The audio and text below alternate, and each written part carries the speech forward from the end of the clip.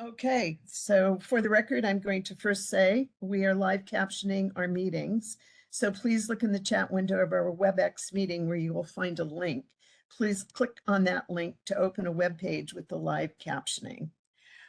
Before I call us to order, I want to announce that as far as I know, we have no substitutions for those who have planned to be in attendance. And also, I'm excited. We're putting the band back together this evening after a hiatus.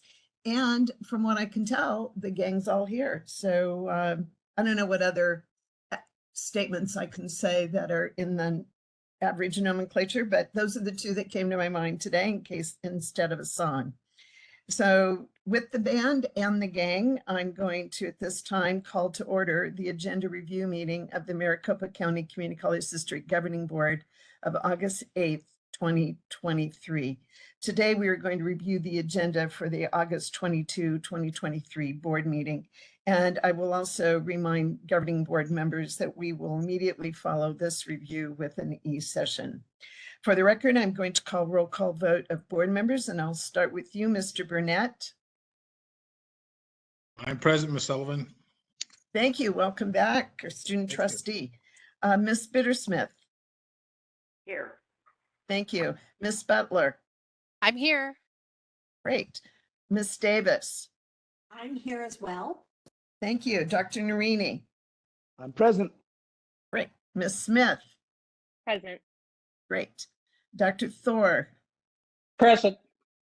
Wonderful. So with that, in my attendance, we have all 7 of our board members present, and our student trustee, Mr. Burnett, is also present with us. As you know, and welcome new folks, this is how we conduct our agenda reviews, and that is virtually. We will meet in person for the August 22nd meeting. As we go through our agenda review, I'll note that we follow a normal course of action. We have our call to order, pledge of allegiance, announce substitutions. We go through student life reports. We have a faculty executive council report for the 22nd. Also, there'll be an adjunct faculty group report. We have a staff representation update. And next meeting, we currently have 2 emeritus awards. And I'll come back to that in a minute. And then we follow that with the chancellor's report. The citizens interim is also part of our agenda, and that is when the public has an opportunity to address the governing board for up to 3 minutes. At that time, the board is not in a position to respond to those folks presenting, but we're always glad to know that the public is interested in offering us comment. Going then, we move to the consent agenda. And what we have for the first items on the consent agenda, approval of our emeritus distinction awards for 2 individuals affiliated with the district. What we have talked about many times is how we could celebrate all of our emeritus distinction awardees. And I believe we're on the cusp of coming up with a plan. So after the next 2 that we will have at the August 22nd meeting, we will come up and share with everyone our new approach so we can give the appropriate accolades and recognition to those individuals and their families and friends, how we plan to do that. So just stay tuned. Next, on our current consent agenda, we have a number of items that I'm going to group with one question and comment, and that is items number 3 through 16. Excuse me, number 4 through 16. Those are tied to grant awards. We've also had discussion as a governing board of do we need to review at great detail all of the grants. We'd certainly receive tremendous amount of paperwork tied to these.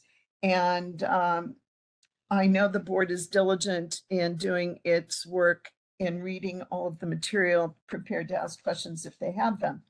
So with that, board members, I'm just going to ask you from items 4 through 16, all tied to significant grant awards to the district, representing a lot of work. Do you have any comments or questions? President Sullivan. Yes, Dr. Thor. Yes, I do have a couple. Dr. Thor, I can barely hear you. I don't know. comment. Yes. Is this any better? A little bit. Can you hear me? I can hear you a little bit.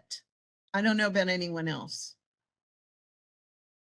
Try again, Well, please. okay. I Yeah, am that's on my- good. That's I- good. Okay. It appears to me that items 10 and 11, both are Mesa Community College TRIO grants, Yes. appear to be duplicates. Yes. What am I missing? Dr. Gonzalez?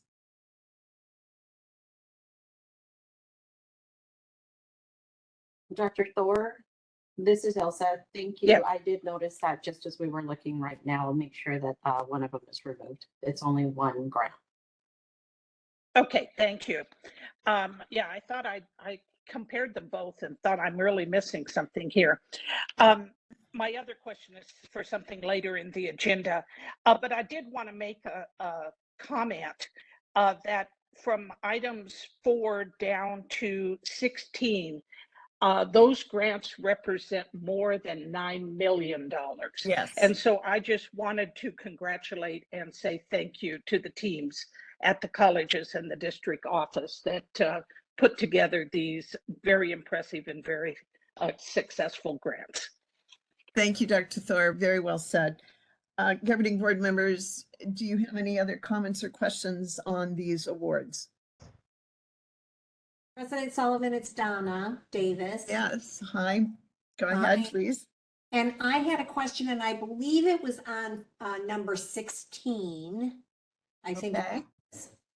Is that a Mesa Community College grant? A grant for Mesa Community College? I believe that's what it states, but again, Dr. Gonzalez. President Sullivan, Mrs. Davis, yes, what I'm reading here is that it is an HSI STEM grant specifically for Mesa. Yeah. And I think that was the one where the presenting people for that grant, it was not Mesa Community College. It was the responsible agent was Dr. Amy Diaz from Gateway. Good afternoon, Ms. Davis. This is Elsa again. Yes, that was brought to my attention this afternoon and has been corrected. Okay. All right. I just So- wanted to make sure that I wasn't messed up. Okay. No, thank the you. grant is for Mesa. Yes, thank you. Okay, so we stand corrected on that. Good eye, everyone, and I'm glad you're reading the material to bring this forward. Any other comments or questions on the items that I've called out 4 through 16? All right, being none, I'm going to move on then to item 17. And for the purposes of today's meeting, I'm going to go ahead and read these. We can come back to other comments and questions if we need to. Item 17 is the approval to authorize entry into an IGA on behalf of the community colleges with Maricopa County by and through its Department of Public Health for the sponsorship of students in the Community Health Worker Program offered at Paradise Valley Community College through May 31, 2024, not to exceed $250,000. Any comments or questions? Being none, 18, approval of the selection of energy system designed to provide engineering consulting services for the district-wide central plant upgrades repair. It's multi-phase project, and the award is a design fee contract in the amount of $1,124,000 for phases 1 and 2. Are there any comments or questions on that item? Item 19, approval of the selection of Pueblo Mechanical and Controls to provide construction manager at risk. Services for the district-wide central plant upgrades repair, also multi-phase project. The fee is $93,000 for pre-construction phases 1 and 2 services, including reimbursable expenses. Any comments or questions? Being none, item 20, approval to issue a purchase order to Midstate Mechanical in the amount of $743,590 for installation of a chilled water line at South Mountain Community College. Somehow the word chilled and water really resonate in today's environment. Anyway, any comments or questions, folks? Being none, item 21, approval of project initiation for recording studio renovation and music building number 1 at Glendale Community College's main campus with a project budget of $945,000. Any comments or questions? Being none, item 22, approval for project initiation for a renovation of instructional building number 3 to create a STEM center at Glendale Community College's main campus with a total project budget of $3,400,000. Comments or questions? Item 23, approval for project initiation for the renovation of building CS58 and relocation of veterinary teaching laboratory at Mesa Community College, Southern and Dobson campus with a budget of $2,920,817.44. Any comments or questions? Item 24, approval of requests for a proposal award to BrainFuse for online tutoring services beginning September 1, 2023 for 1 year with options for annual renewals for up to 4 additional years. Are there any comments or questions? I had a question on that. This is Dr. Narini. Yes, go ahead, Dr. Narini. What is the amount that we're approving? On the breakout of it, it says $23. And I have a feeling it's more than $23. Probably. So who, Dr. Gonzalez? Yes, I'm going to defer to Bettina on that one. Bettina, are you available? I am. Dr. Narini, President Sullivan, in the request for proposals, this is a fee per usage. So it would depend on our actual usage of the software at the colleges. So their pricing would go down to 23 per session, not to exceed whatever budgeted amount we have identified by each individual college. So there isn't a total dollar amount because it's a per use. It's a service usage fee per student. So do we need to have a maximum amount that it can't go over to approve this, or do we just, I mean, if we have, several 100,000 hours of tutoring, that fee could be quite high. It looks like in the past we had about 7,500 hours of tutoring that they provided. I just need to know if we have a maximum amount that we're not going to exceed. Dr. Narini, President Sullivan, I do not have those details, but I will follow up with the RFP committee on a cap, and we'll make sure that information is relayed to the board and updated in the item prior to the official board meeting date. Okay, thank you. And just to follow up on those, I'm just reading this over. It looked like health information technology and health care courses. Are they tutoring or providing tutoring for other courses as well? Correct. There's an entire catalog of tutoring services that the BrainFuse platform provides in all areas. It provides all our core subjects, science, English, math, reading, as well as they have quite a large offering, and we can provide those details as well. Okay, yeah, because I think the service is wonderful because it is providing tutoring for off hours and weekends and things when we don't typically have it. And again, some weeds are some of these fees, some of the funding for these tutoring are they coming from course fees? Do you know, or are they just coming from the department's budget? I do not know that, but I can follow up with that question as well. Okay, thank you. That's all. Thank you, Dr. Narini. Appreciate your questions. We're moving on then to item 25, approval of the purchase of software development services from SHI International Corp. to redevelop Maricopa's online admissions application in the amount of $300,000. Are there any comments or questions on item 25? Okay. Item 26, approval of the Equifax Master Services Agreement effective for a period of 3 years, not to exceed $405,000 with the option to renew for 1-year periods. Are there any comments or questions on item 26? I had a question about that as well. Please go ahead, Dr. Narini. Can you, somebody share with me a little bit more about what data we're collecting and how we plan to use it? Dr. Gonzalez? Yes, President Sullivan, Dr. Narini, I will again defer to to Ms. Bettina Celis to respond.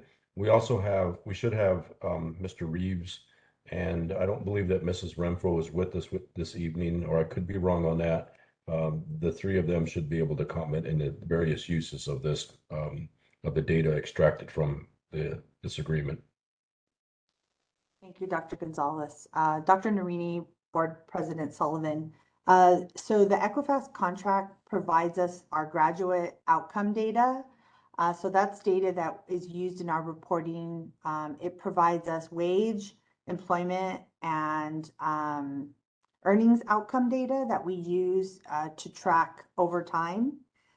So this Equifax is one of the only vendors who provides this kind of data. So it provides us 10 years of annual archive data of salary, household income, and credit measures from June 2013 to present, as well as salary, household income, and spending power indexes for credit measures and annually. So that's all information that we use in our outcomes data and on our outcomes reporting.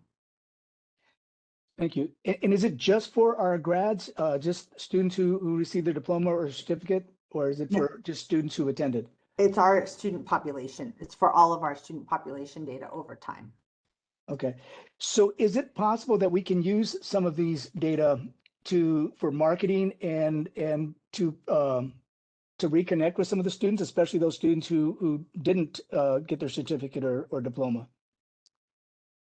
Dr. Narini, I'm not familiar of whether or not the information that we're provided would give us that level of detail, but that's something I can follow up with the team on. The reporting on this is managed by Matt Reeves' team, and so I can follow up on that and get you an answer. Thank you. Yeah, because I did see in the other, the pullout of this that there was some marketing ability to do this. And I just say that because I know that a while back when we were talking about leads, and we were paying about $16 a lead for the work we did with Google and some of those other things.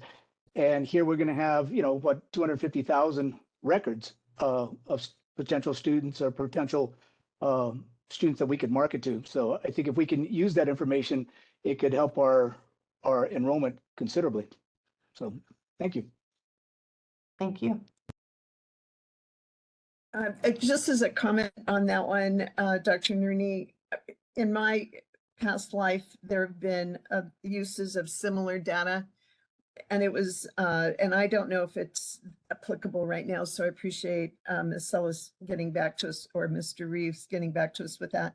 But it was more generic data based on information not tied to a particular individual. That may have changed from my experience with that, but that is what I know, and so I look forward to the updates as well.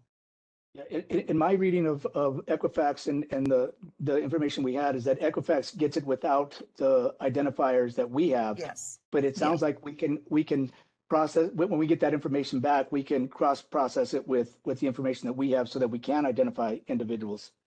Yeah. But I mean, maybe if we can look into that, that'd be great. Yeah, I think that would be something for us to look at.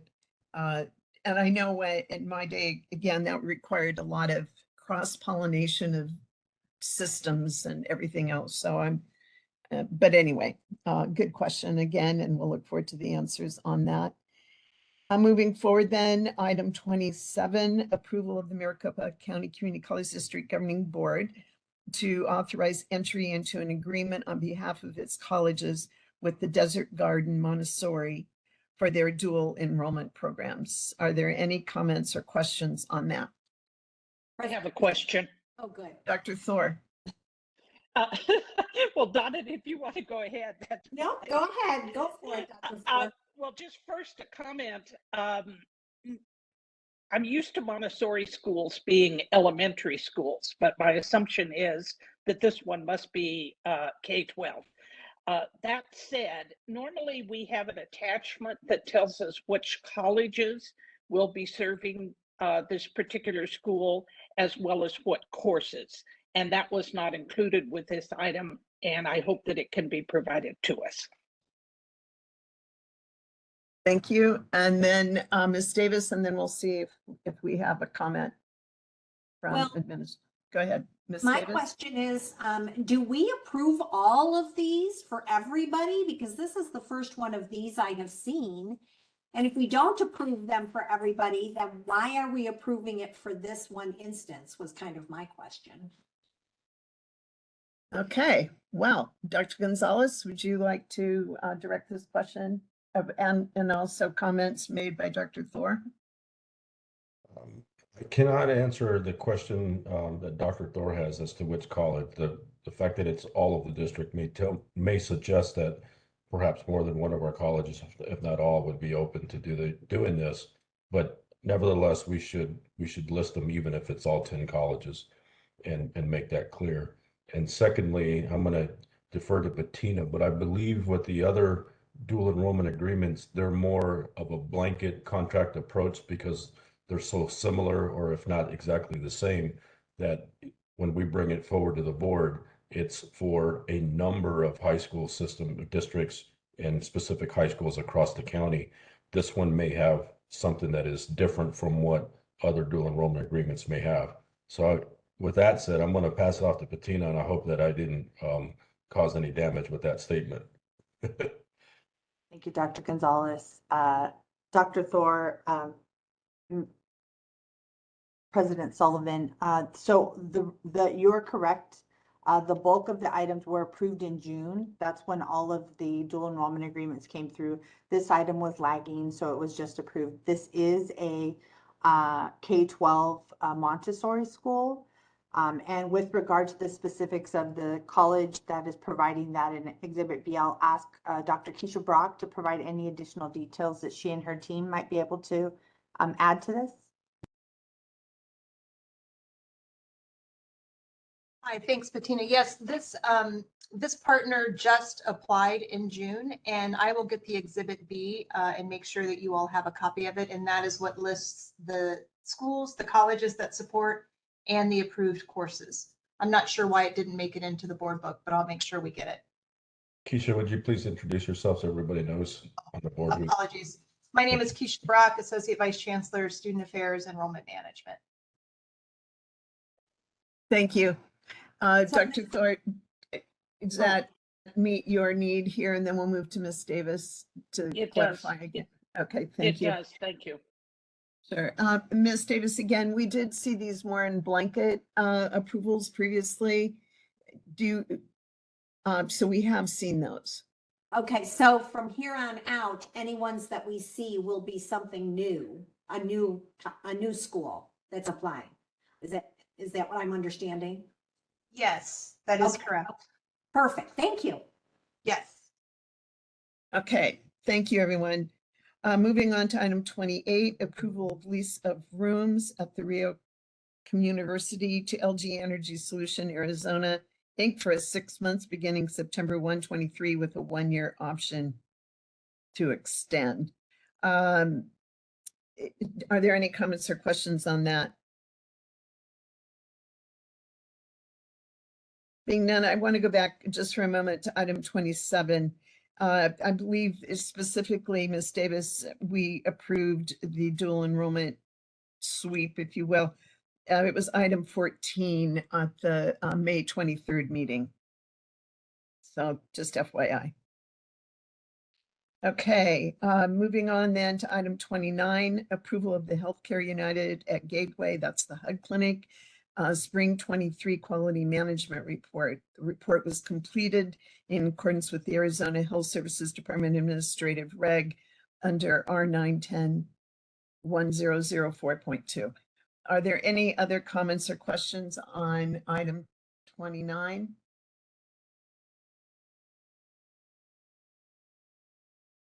Item 30, approval of support for Meyer Burger Limited's application to become a usage-driven site within Foreign Trade Zone number 277. We've had some of these before.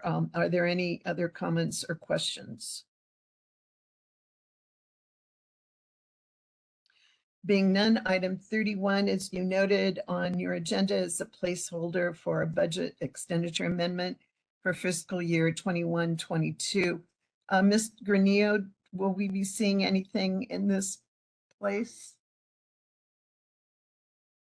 Thank you, Mrs. Sullivan. Yes, we will, as soon as we're still working with the auditors to get any additional adjustments that are necessary. But prior to the meeting on the 22nd, we will have kind of that third blank column over that says additional adjustment and final revised budget will be completed for your review and hopefully consideration and approval on the 22nd. Okay, thank you very much. Board members, do you have any comments or questions on that item? Then being none, board members generally, do you have any comments and questions, further comments or questions on the consent agenda? I will note that there are a number of items that we still will receive follow-up information, for which we will receive follow-up information that should be then in our final packets prior to the August 22 board meeting. President Sullivan, if I may, Yes. this is Go ahead. Bettina Salas. Yes, I just wanted to provide a clarification on items F10 and 11. The grants that we believe that appeared to be duplication. I just wanted to clarify that they are not duplication. So item F10 is Mesa's Trio Student Support Services grant specific to STEM. And then item F11 is Mesa's Trio Student Support Services general grant. So the amounts they're two separate grants for the same dollar amount for this year's allocation. I just wanted to clarify that. perfect. Thank you so much for bringing that again.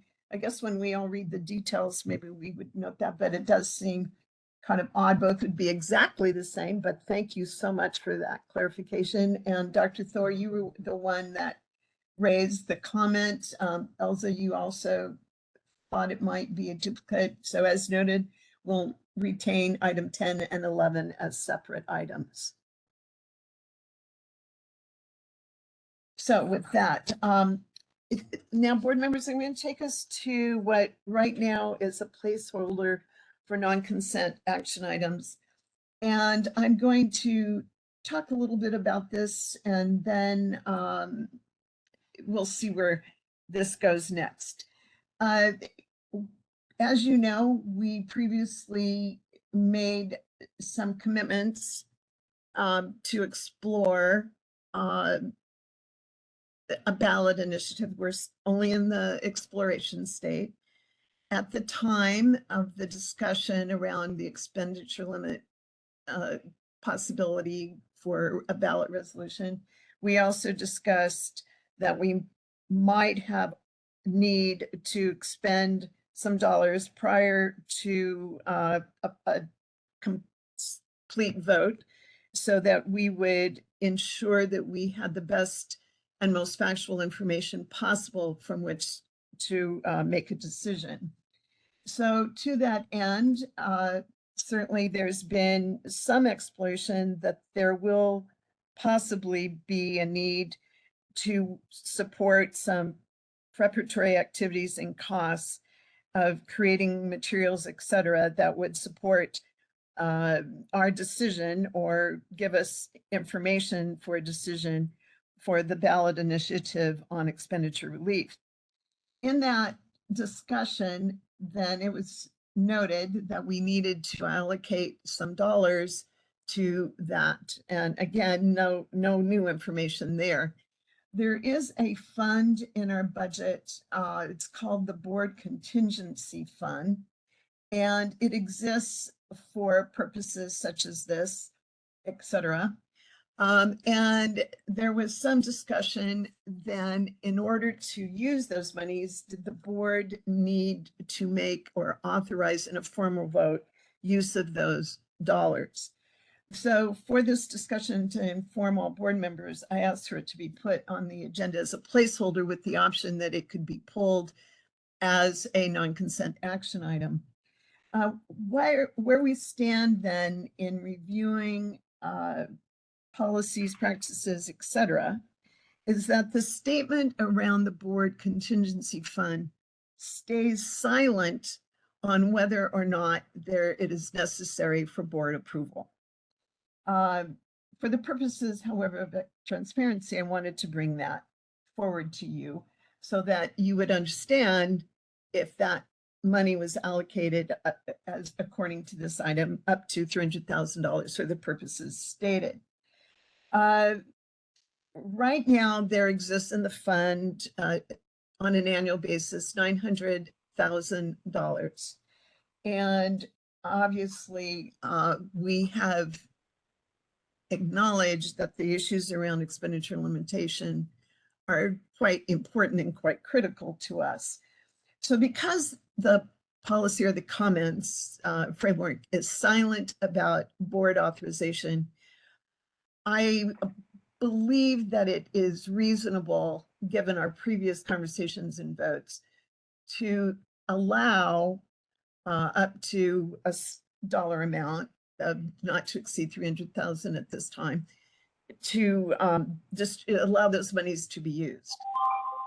What I would like to recommend is that we go ahead and move that forward, not as an action item at this time, but that we then ask for this statement where the board is information or process protocol need for approval is silent, that we move that bigger comment and question to the policy committee under Dr. Thor's chairmanship, and let's explore what a policy could look like so that it doesn't leave us without protocol, practice, or guidelines, i.e. policy, in how then these dollars get used and allocated. So I don't know if at this time you'd like to offer comment. I would be interested in certainly our PAC chair, Ms. Bittersmith's comment, and then also if we have any further questions of Ms. Granillo or Dr. Or Ms. Falkenberg on this issue, we can certainly explore that, not as a topic of conversation here, because what is noted on the agenda is strictly around the use of the contingency fund. So we can't get into details about the contingency fund. That's why I would like to move that bigger question onto the policy committee, where it would then come forward in on an agenda item.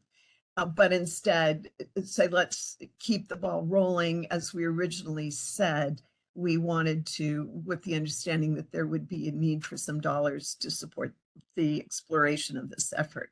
So it's a long-winded way for me to say, I don't see it particularly as an action item. I did want to bring it to the board's attention. And Ms. Granillo or anyone else, if you have further comment, I welcome that. So shall I start with you, Ms. Granillo?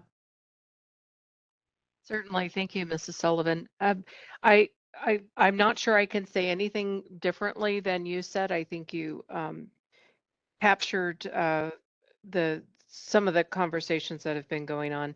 I think just to maybe even add more clarification. So this line item for the board contingency at this dollar amount has been in place for several years. It doesn't reside in the governing board's operational budget.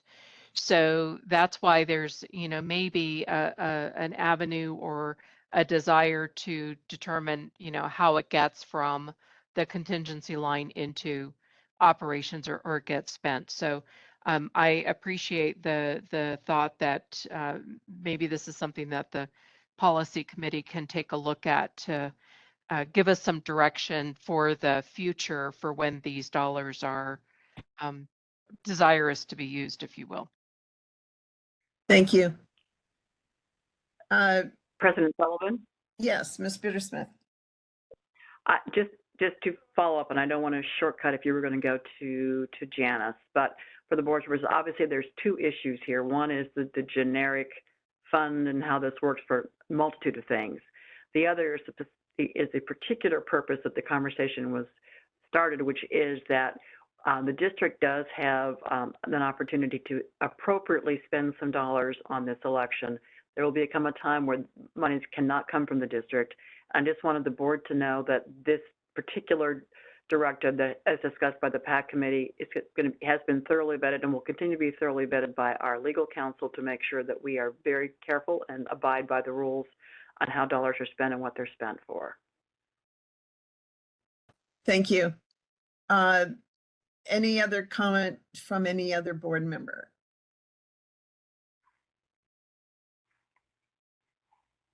So then the decision around the agenda does reside with me. So what I am going to, I will not be moving this forward as an action item, recognizing that in our previous conversations, we have recognized that there would be the necessity to use district dollars in this, and the placeholder for that, or the area for that, would be the board contingency fund. I do not imagine, for the purposes noted here, that we will even get close to the 300,000 at this point.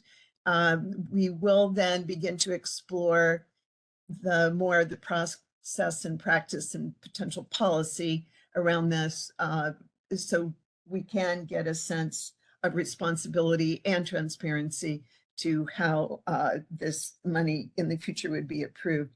So that is where I will stand on that item. And Ms. Falkenberg, I believe you and Ms. Granillo have studied this, and so that's certainly within our purview to do. May I just hear a resounding yes, or any doubt that you might have on that issue? Thank you, President Sullivan. I agree that we can remove this from an approval action item, and having explored it with the full board here. Thank you. Thank you very much. All right, folks, well, then I'm going to move us to item number 2 under the non-consent action item. That will be a second read and adoption of our governing board policy changes to 3.3, which is delegation to chancellor, and 4.4, board planning and agenda preparation. Dr. Thur, do you have any comment on that, recognizing that we've already had a first read on this item? We did discuss it previously, but I'd be happy to answer any questions that any members might have. Thank you. Board members, any comments or questions? Being none, then we're good to go. Linda now will appear for an action item on the 22nd.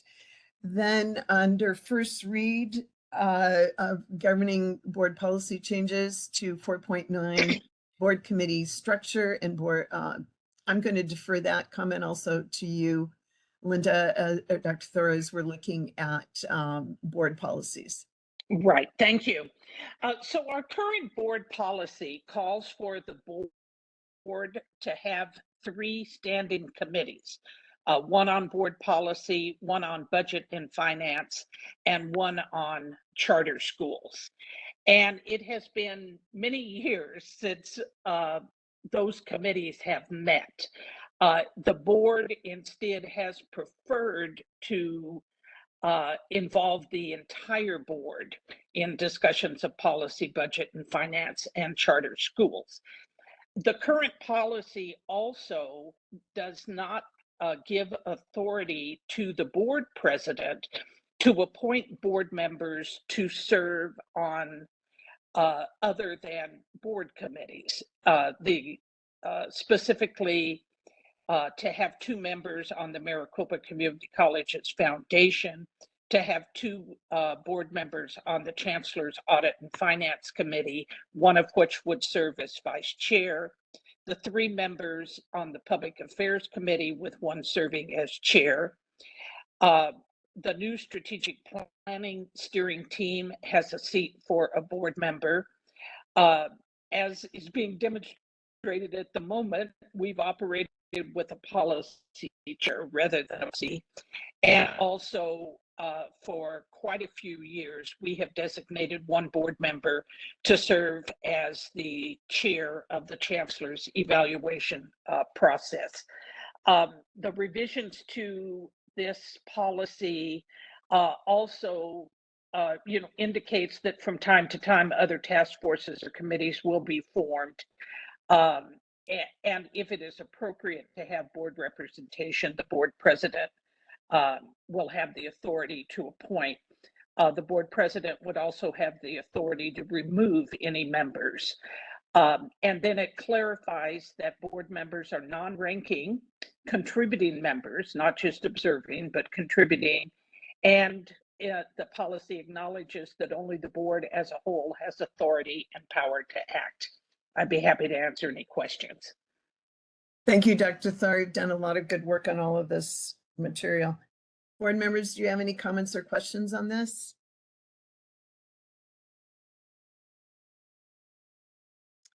Well, I have a question. This is Jacqueline. yes, hi. Please go Hi. ahead. I'm sorry if I missed it. Can you say a little bit more about the number of members in certain committees? Like, why do some have 2 and some have 3? I'm just curious. So some of this is historical. So I believe that it was the Maricopa Community College Foundation Board that requested 2 ex officio members of the board, but perhaps someone else has more history. Similarly, the Audit and Finance Committee, which is a chancellor's committee, asked for 2 board members. The Public Affairs Committee is 3 board members because 4 board members would form a quorum of the board. And then again, the Strategic Planning Steering Committee is a Chancellor's Committee, and the request was for 1 board member. And then the other 2 are how we're getting our job done, the board policy chair and the Chancellor's evaluation policy chair. Does that help? Yeah, yes, that does help. I was just going to put out there to avoid eventually having to redo this particular policy. I just was wondering, does the specificity help us? Or is it, up to the discretion of, and I don't know if the answer is up each year, up to the discretion of the chancellor, each year up to the discretion of the board president as our needs evolve and change. Just a thought, because I know it had been a long time before the policies had changed, and I don't know when the next go round is going to be for the policies to change again. And, I don't know if this will always be the number of positions that we need. You heard me kind of chuckle at your comment, because our board policies, our current board policies say that we will review our policies every year. Sorry. That hasn't exactly happened, but hopefully if we continue to have a board policy chair, we can at least have some review occur on an annual basis. I'll weigh in on that. I do think that it helps board leadership to have some of this prescribed. And certainly if we can get back in the routine of reviewing these annually, calling out particular things based on need or whatever, not keeping in mind that this could be an important policy to keep at the forefront to review every year. I think it works. Your point, Ms. Smith, is certainly well taken. And again, when we get all of our policies reviewed and changed as we've done over the last couple of years, I think we'll be in a better position to then start routinizing our review. And with that, certainly putting this at perhaps top of the list as each year we reform the board work. During the last few years, certainly we were kind of digging out of, well, first of all, there was the pandemic, and then we've been digging out. So keeping the tradition alive for one more year, I think could be helpful with these guidelines, and then certainly taking a look at how they play out in a more normal year, if I could, do I dare put quotes on around normal? That would be my recommendation, but certainly, Dr. Thor, if you would like to explore this further with Ms. Smith and possibly come back with any modifications, this is our time to do that, since this is only at a first read.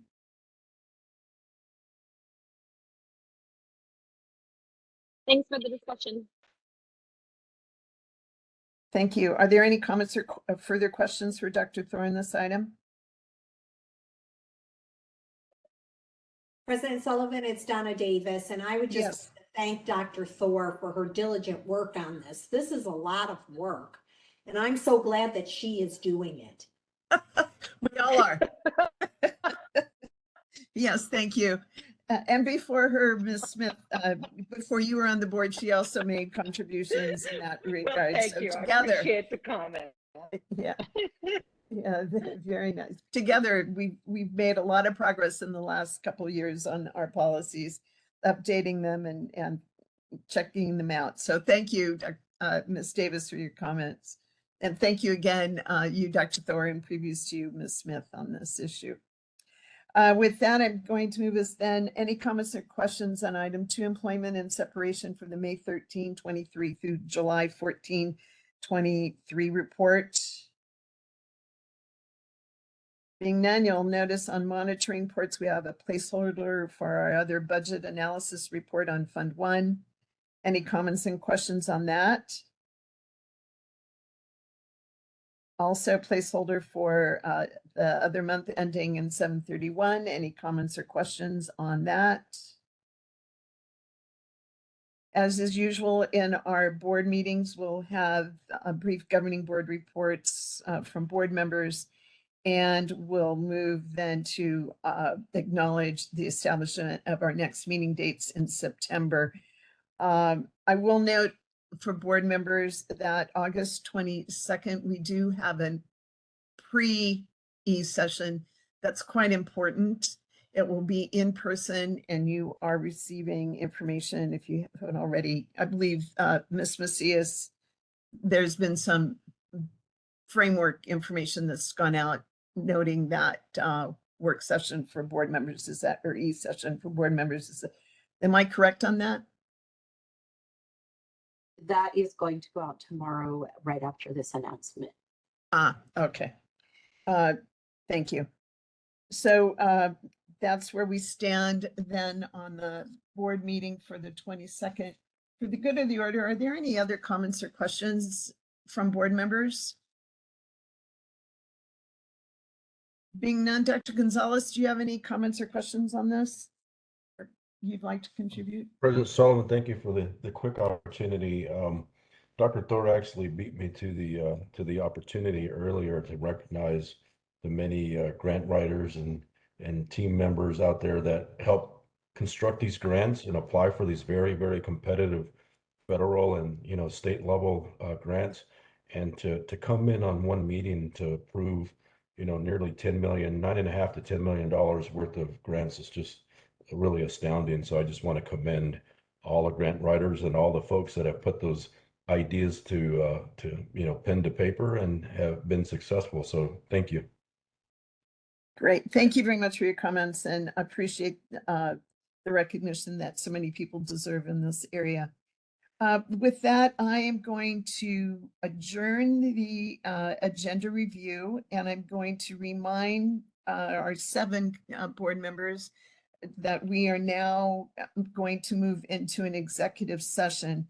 So as everyone else says goodnight, I'm going to ask you board members to stay on, and we will then move into our executive session. So do I have a motion to adjourn our agenda review meeting so we can adjourn into the executive session pursuant to ARS 38-431.03A3 for a discussion or consultation for legal advice with the attorney or attorneys of the public body regarding a litigation update. Do I have a motion? So moved. So moved.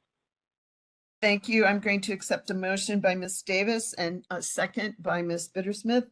So by a vote of aye or nay, all those in favor, please say aye. Aye. Aye. Aye. Aye. Any nays?